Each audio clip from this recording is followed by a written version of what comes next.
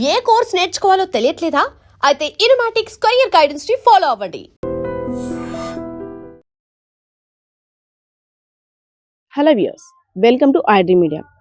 తల్లిదండ్రుల తర్వాత ప్రత్యక్ష దైవం ఎవరైనా ఉన్నారంటే గురువు అనే అందరూ చెప్తుంటుంటారు.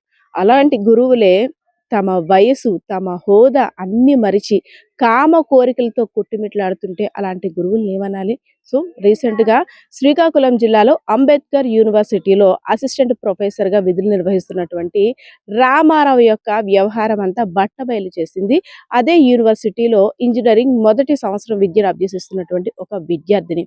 సో గురువుతో విద్యార్థులు ఎలా ఉంటారు?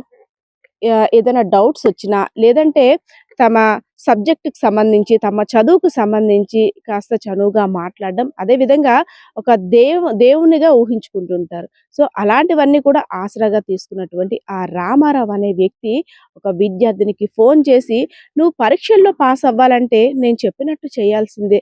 సో నీకు 8 సెమిస్టర్స్ ఉన్నాయి, అవి పాస్ అవ్వాలంటే నేను ఎలా చెప్తానో అలా చేస్తే సరిపోతుంది అంటూ నానా రకాలుగా వేధించడం మొదలుపెట్టారు. ఇంక ఇదంతా కూడా ఓర్చి ఆ విద్యార్థిని ఎలా అయినా సరే ఈయన వ్యవహారాన్ని బట్టబయలు చేయాలనేసి అని కాసు కూర్చుంది. సో ఫోన్ రానే వచ్చింది, వెంటనే రికార్డ్ కూడా ఆన్ చేసింది. సో ఆ కీచక టీచర్ మాట్లాడుతున్న మాటలు వింటే ప్రతి ఒక్కరు కూడా ఇలాంటి గురువులు కూడా ఉంటారా, గురువుకి మనం ఎంత ప్రాధాన్యతనిస్తున్నాం, అలాంటిది ఇలాంటి గురువుల్ని చూస్తే ఇంకేమనాలి కూడా ఒక్కొక్కరు కూడా ఒళ్ళు మండేటట్టు మాట్లాడారు. ఎందుకంటే విద్యార్థినితో మాట్లాడుతున్న మాటలు చూస్తుంటే, నీకు నేనున్నాను, ఏదైనా సరే నేను చూసుకుంటాను, నన్ను అర్థం చేసుకో, ఐ వాంట్ యు, నీ అభిరుచికి తగ్గట్టు నేను, నా అభిరుచికి తగ్గట్టు నువ్వు ఉండాలి, మా ఇంటికి రా, నేను నిన్ను కాంప్లెక్స్ దగ్గర పికప్ చేసుకుంటాను, మా ఇంటికి వచ్చిన తర్వాత నువ్వు నన్ను సార్ అని పిలిస్తే నాకు నచ్చదు, ఎందుకంటే నువ్వు నన్ను ఏవండి అని పిలాలి. సో మనం అభిరుచుల్ని అటు ఇటు మార్చుకుందాం, మనం చాలా విషయాలు చర్చించుకోవాలి, అది పర్సనల్గా కావచ్చు, ఇంకేదైనా కావచ్చు. నేను నీతో మాట్లాడలేకపోతున్నాను, ఎదురుగా ఉంటే చాలా విషయాలు మాట్లాడుతున్నాను అంటూ ఇంకా తన నోటికి వచ్చినట్లు తన వయసు, తన హోదా అన్ని మర్చిపోయి కూతురుతో సమానరాలైనటువంటి ఆ విద్యార్థినితో ఒక గురువు మాట్లాడాల్సిన రీతిలో కాకుండా కామంతో కొట్టుమిట్టులాడుతున్న వ్యక్తిలా మాట్లాడాడు. సో వెంటనే ఎన్నిసార్లు ఆ విద్యార్థిని ఆ ప్రొఫెసర్ మీద చాలా మందికి చెప్పినా వాళ్ళెవరూ నమ్మలేదు కూడా. సో మీరు ఇలానే చెప్తారు, టీచర్స్ మీద కంప్లైంట్స్ ఇస్తారు, ఇవన్నీ కామన్ అంటూ కూడా పక్కన పెట్టేశారు. సో ఎలా అయినా సరే నేను బట్టబయలు చేస్తాను ఆయన వ్యవహారం అంటూ కూడా ఆ ఆడియో క్లిప్ని అయితే మాత్రం యూనివర్సిటీలో ఉన్నటువంటి ఆ సిబ్బందికి అందజేసింది. ఒక్కసారిగా ఆ ఆడియో క్లిప్ విన్న వారంతా కూడా దిగ్భ్రాంతికి గురయ్యారు. సో ఇన్నాళ్ళుగా మనం ఎంతో గౌరవప్రదంగా చూస్తున్నటువంటి ఆ గురువు ఇలా చేయడం ఏంటని ఆ నోట ఈ నోట అంటా కూడా మాట్లాడుకున్నారు. సో ఎలా అయినా సరే ఆ గురువుపై చర్యలు తీసుకోవాలని అయితే మాత్రం అందరూ డిమాండ్ చేస్తున్న పరిస్థితి.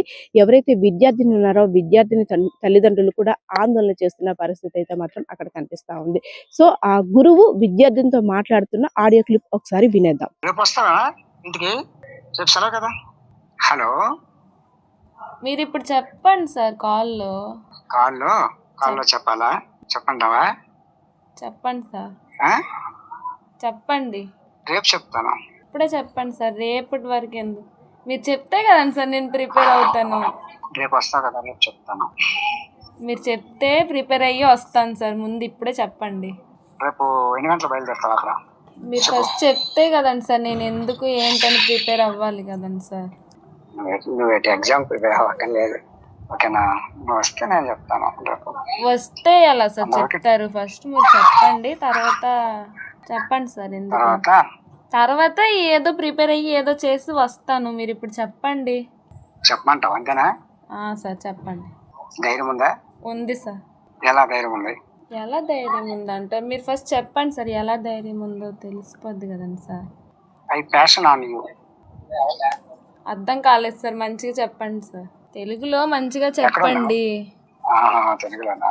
మా ఫ్రెండ్స్ అందరూ మెస్కి వెళ్ళారు, ఒక్కదాన్ని రూమ్ లో ఉన్నాను సార్.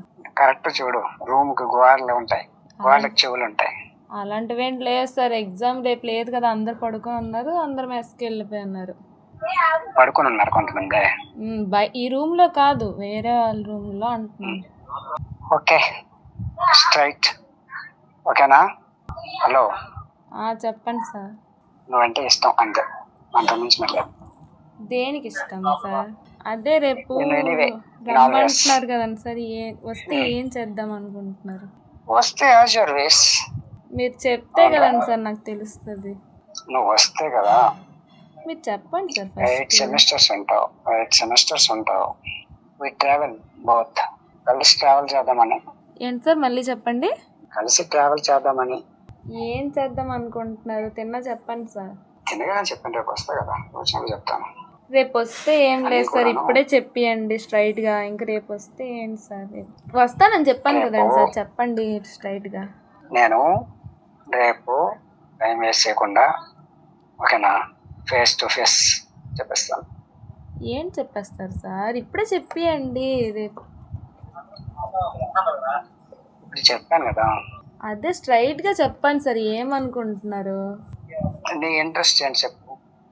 నా ఇంట్రెస్ట్ కోసం ఏంటి సార్? నా ఇంట్రెస్ట్ ఏం లేదు, మీరు చెప్పండి సార్. మీరు చెప్తే నేను చెప్తాను సార్, అప్పుడు అది చెప్పను. I want you. స్ట్రైట్ గా చెప్పండి సార్, దేనికి ఏంటి ఎలా అని. అది వెంటనే స్ట్రైట్ గా చెప్పలేం కదా, మన జర్నీలో ట్రావెల్ని బట్టి ఓకేనా, ఇలా ఉండాలి ఇలా ఉండాలి, ఒకరి అభిరుచులు ఒకరి అభిరుచులు షేర్ చేసుకుంటాం. That's it. అది ప్రొఫెషనల్గా కావచ్చు, పర్సనల్గా కావచ్చు, ఎలా అయినా కావచ్చు.